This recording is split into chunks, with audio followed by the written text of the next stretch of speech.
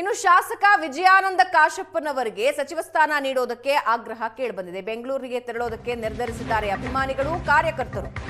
Asianet ಸುವರ್ಣ news ಜೊತೆ ಶಾಸಕ ಕಾಶಪ್ಪನವರ್ ಬೆಂಬಲಿಗರು ಮಾತಾಡಿದ್ದಾರೆ.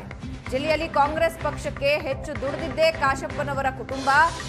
ವಿಜಯಾನಂದ ಕಾಶಪ್ಪನವರ್ ಒಳ್ಳೆ ಅಭಿವೃದ್ಧಿ ಮಾಡಿದ್ದಾರೆ. ಈ ಬಾರಿ ಸಚಿವ ಸ್ಥಾನ ಕೊಡಲೇಬೇಕು ಅಂತ ಅಭಿಮಾನಿಗಳು ಆಗ್ರಹಿಸಿದ್ದಾರೆ.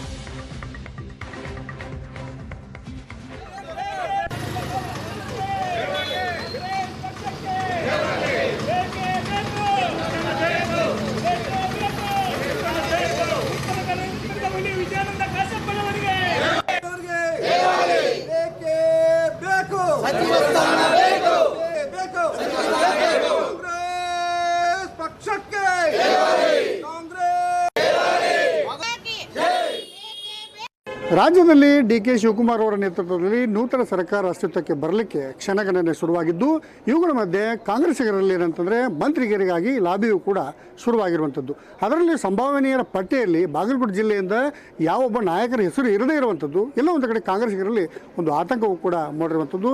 ಈ ನಡುವೆ ಏನಂತಂದರೆ ಬಹಳಷ್ಟು ನಿರೀಕ್ಷೆಯನ್ನು ಇಟ್ಟಿರ್ತಕ್ಕಂಥ ಹುಣಗುಂದದ ಶಾಸಕರಾಗಿರ್ತಕ್ಕಂಥ ವಿಜಯಾನಂದ ಕಾಶಪ್ಪನವರ ಹೆಸರು ಕೂಡ ಅಲ್ಲಿ ಇರದೇ ಇರುವಂಥದ್ದು ಬಹಳಷ್ಟು ಆತಂಕಕ್ಕೆ ಎಡೆ ಮಾಡಿರುವಂಥದ್ದು ನಾವು ದೃಶ್ಯದಲ್ಲೂ ಕೂಡ ನೋಡ್ತಾ ಇದ್ದೇವೆ. ಈಗಾಗಲೇ ಏನಂತಂದರೆ ಹುಣಗುಂದ ಮತಕ್ಷೇತ್ರದ ಅವರ ಬೆಂಬಲಿಗರು, ಕಾರ್ಯಕರ್ತರು ಎಲ್ಲರೂ ಈಗಾಗಲೇ ಏನಂತಾರೆ ಬೆಂಗಳೂರಿಗೆ ಹೋಗುವುದರ ಮೂಲಕ ಮತ್ತು ಅದರ ಜೊತೆಗೆ ಹೈಕಮಾಂಡಿಗೂ ಕೂಡ ಮನವಿಯನ್ನು ಸಲ್ಲಿಸಲಿಕ್ಕೆ ಈಗಾಗಲೇ ಹೋಗ್ತಾ ಇರುವಂಥದ್ದು.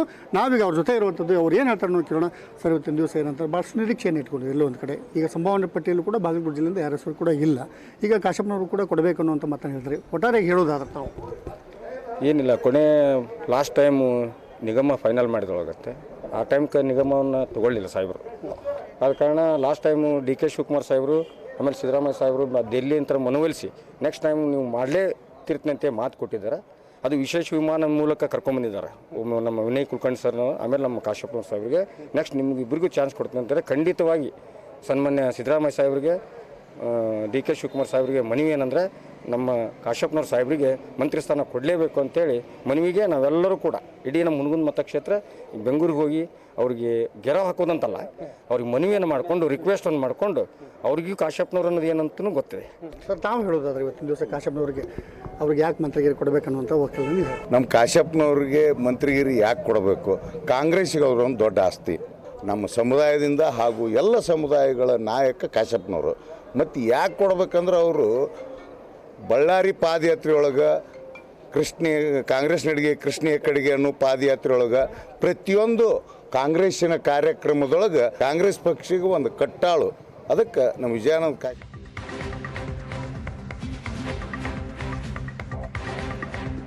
ಶಾಸಕ ಟಿ ರಘುಮೂರ್ತಿಗೆ ಡಿಸಿಎಂ ಮಾಡುವಂತೆ ಬೆಂಬಲಿಗರು ಒತ್ತಾಯಿಸಿದ್ದಾರೆ. ಚಿತ್ರದುರ್ಗದ ಚಳ್ಳಕೆರೆ ಕ್ಷೇತ್ರದ ಶಾಸಕ ಟಿ ರಘುಮೂರ್ತಿ ಪರ ಬ್ಯಾಟಿಂಗ್ ಮಾಡಿದ್ದು ನಿಜಲಿಂಗಪ್ಪ ಹೊರತುಪಡಿಸಿ ಜಿಲ್ಲೆಯ ಯಾರಿಗೂ ಉನ್ನತ ಸ್ಥಾನ ಸಿಕ್ಕಿಲ್ಲ. ಬಿಜೆಪಿ ಆಫರ್ ಕೊಟ್ಟಿದ್ರು, ಪಕ್ಷ ನಿಷ್ಠೆಯಿಂದ ಕಾಂಗ್ರೆಸ್ನಲ್ಲಿದ್ದಾರೆ. ಈ ಬಾರಿ ರಘುಮೂರ್ತಿಗೆ ಡಿಸಿಎಂ ಕೊಡದೇ ಇದ್ರೆ ತೀವ್ರ ಹೋರಾಟ ಮಾಡ್ತೀವಿ ಅಂತ ಕಾಂಗ್ರೆಸ್ ಹೈಕಮಾಂಡ್ಗೆ ರಘುಮೂರ್ತಿ ಬೆಂಬಲಿಗರು ಎಚ್ಚರಿಕೆ ಕೊಟ್ಟಿದ್ದಾರೆ.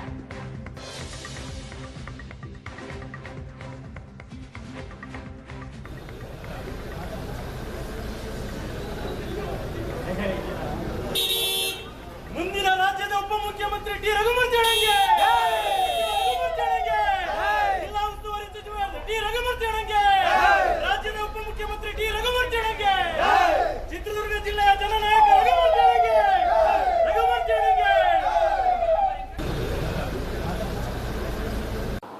ಬರದ ನಾಡಿನ ಕನಸು ಚಿತ್ರದುರ್ಗ ಜಿಲ್ಲೆಯ ಅಭಿವೃದ್ಧಿಗಾಗಿ ಈಗಾಗಲೇ ಸುಮಾರು 4ನೇ ಬಾರಿ ನಾವು ಟಿ ರಘುಮೂರ್ತಿ ಅಣ್ಣನವ್ರನ್ನ ಜಿಲ್ಲಾ ಉಸ್ತುವಾರಿ ಸಚಿವರನ್ನಾಗಿ ಮಾಡ್ರಿ ಅಂತ ಕೇಳ್ತಾ ಇದ್ವಿ. ಈ ಬಾರಿ ನಮ್ಮ ಹಕ್ಕೊತ್ತಾಯ ಜಿಲ್ಲೆಯ ಅಭಿವೃದ್ಧಿಗಾಗಿ, ಶ್ರೇಯಸ್ಸಿಗಾಗಿ, ದೀನದಲಿತರ ಪರವಾಗಿ ಅವರು ನಿಲ್ತಾರೆ ಅನ್ನುವ ನಂಬಿಕೆಯಿಂದ ಸಚಿವ ಸ್ಥಾನದ ಜೊತೆಗೆ ಉಪಮುಖ್ಯಮಂತ್ರಿಯನ್ನು ಕೂಡ ಕೊಡಬೇಕು. ಯಾಕಂದರೆ ನಿಜಲಿಂಗಪ್ಪನವ್ರನ್ನ ಹೊರತುಪಡಿಸಿದ್ರೆ ನಮ್ಮ ಜಿಲ್ಲೆಗೆ ಬಹುತೇಕ ಯಾರಿಗೂ ಕೂಡ ಕೊಟ್ಟಿಲ್ಲ. ಇವರಿಗೆ ಕೊಟ್ಟಿದ್ದೇ ಆದಲ್ಲಿ ಇವರು ಅನುಭವಿ ಒಬ್ಬ ಅಧಿಕಾರಿಯಾಗಿ, ಇಂಜಿನಿಯರ್ ಆಗಿ, ನಂತರ 3 ಬಾರಿ ಶಾಸಕರಾಗಿ ಚಳ್ಳಕೆರೆಯ ಅಭಿವೃದ್ಧಿ ಒಂದೇ ಸಾಕು. 224 ಕ್ಷೇತ್ರಗಳಲ್ಲಿ ಅಮೃತಾಕ್ಷರದಿಂದ ಬರೆದಿರ್ತಕ್ಕಂತಹ ಕೆಲಸ ಏನಾದರೂ ಮಾಡಿದ್ದಾರೆ ಅಂದರೆ ಅದು ಟಿ ರಘುಮೂರ್ತಿ ಅಣ್ಣನವರು ಮಾಡಿದ್ದಾರೆ. ಹಾಗಾಗಿ ನಮ್ಮ ಒತ್ತಾಯ ನಮಗೋಸ್ಕರ ಅಲ್ಲ, ನನ್ನ ಮನೆಗೋಸ್ಕರ ಅಲ್ಲ, ನಾವು ಕೇಳ್ತಿರ್ತಕ್ಕಂಥದ್ದು ಜಿಲ್ಲೆಯ ಅಭಿವೃದ್ಧಿಗಾಗಿ, ನಾಡಿನ ಅಭಿವೃದ್ಧಿಗಾಗಿ. ಅವರಿಗೆ ಜಿಲ್ಲಾ ಮಂತ್ರಿ ಸ್ಥಾನ ಕೊಟ್ಟಿದ್ದೇ ಆದಲ್ಲಿ, ಉಪಮುಖ್ಯಮಂತ್ರಿ ಸ್ಥಾನ ಕೊಟ್ಟಿದ್ದೇ ಆದಲ್ಲಿ, ಬರದ ನಾಡಿನ ಎಷ್ಟೋ ಹೋರಾಟದ ಕನಸುಗಳು ಹಾಗೇ ಇದ್ದಾವೆ, ಅವು ನನಸಾಗುವಲ್ಲಿ ಯಾವುದೇ ಅನುಮಾನಗಳಿಲ್ಲ.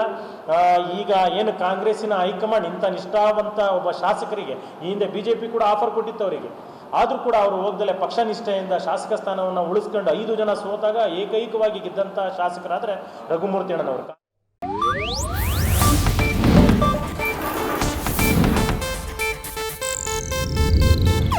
ಇದು ಏಷ್ಯಾನೆಟ್ ನ್ಯೂಸ್ ನೆಟ್ವರ್ಕ್ ಪ್ರಸ್ತುತಿ.